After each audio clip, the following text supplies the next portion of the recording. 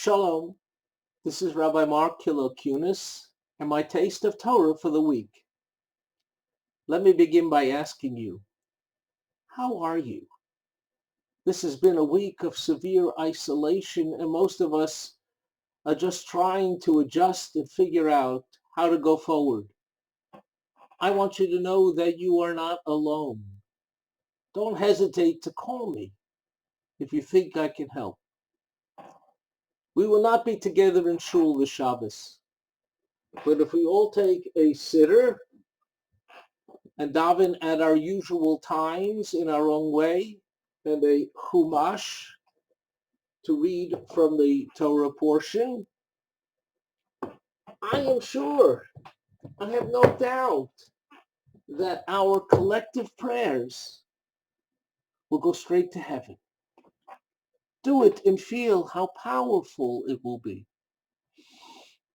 In this week's two Torah portions, Vayakel Pekude, Moses reviews God's directions for building the Mishkan, the portable temple. He prefaces these instructions with the command of the seventh day to be a Shabbat, Shabbaton, Lashem, a day of complete rest for Hashem.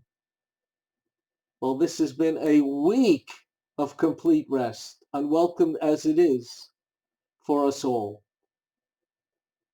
If it's getting too much for you, if you feel like you're ready to pull your hair out, if you're going stir crazy, let me repeat from last week, Rabbi Kunis's prescription for getting through this crisis with your soul intact. Take this time to allow your soul to catch up with you. Find quality activities to do, especially with your loved ones.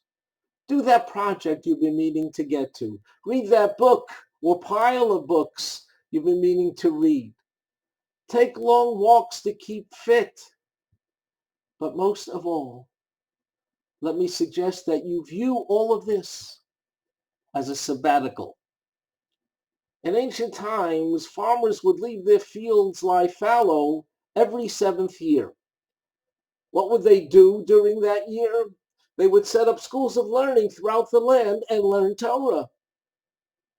Our tradition maintains that in the merit of our Torah study, God may keep us safe.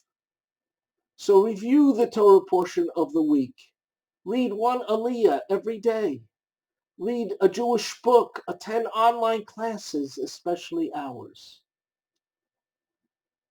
My friends, some of the most difficult things to face in life are those challenges that are beyond our control.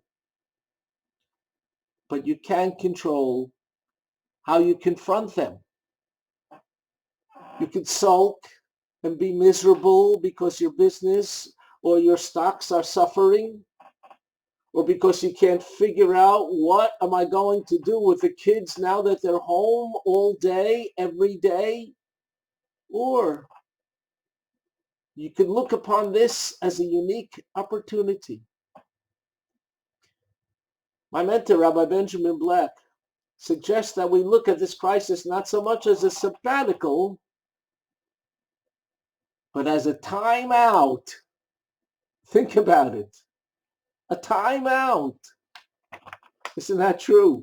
He writes in an article for Aish, I am obviously no prophet, but here is a thought that I think is worth considering and talking about. Every parent knows that one of the most obvious responses to a child's misbehavior is what is commonly known as a time out. The child is restricted from enjoying pleasurable activities. The child has his normal life disrupted. The child is encouraged to reflect upon his disobedience. Is it too much to consider that as our world continues to sink ever lower in our commitment to virtue, that God responded with a virus that has forced millions into a time out of quarantine and seclusion? Wow. Who can deny that we are in God's timeout? Think about it. If you take a walk outside, as I hope you'll be doing regularly, what do you see? Nature is doing just fine. It's the end of March and the world is filled with beauty and harmony. The birds are chirping and the dogwoods and azaleas are beginning to explode in a sea of white and pink. It's only the world of human beings that's been turned upside down. How can we not conclude that there's a message from God here? Perhaps the chaos of this virus is God asking us to consider, how did our world become so chaotic, so immoral, with fighting and deceiving and lying and pollution? What has happened to our values of decency, morality, goodness, and kindness? And as Jews, we must ask ourselves, how did we stray so far from God and his mitzvot, which are not his suggestions, but his commandments? The Talmud teaches, let me read it for you. Amar Rabbi Yochanan Mishum Rabbi Shimon. Rabbi Yochanan says, in the name of Rabbi Shimon, I'll translate. If only the Jewish people were to observe 2 Sabbaths in a row as commanded, the Mashiach, the Messiah, would come to redeem the world. If only the Jewish people would observe 2 Sabbaths in a row. Well, the whole world will now be observing a global Shabbos this week and next and probably the following week as well. My friends, as we observe this Shabbos and next, let's ask ourselves, how are we going to emerge from this time out, from this godly time out? Will we come closer to God, becoming more compassionate, loving, and caring? Or will it just be business as usual? The stakes have never been higher.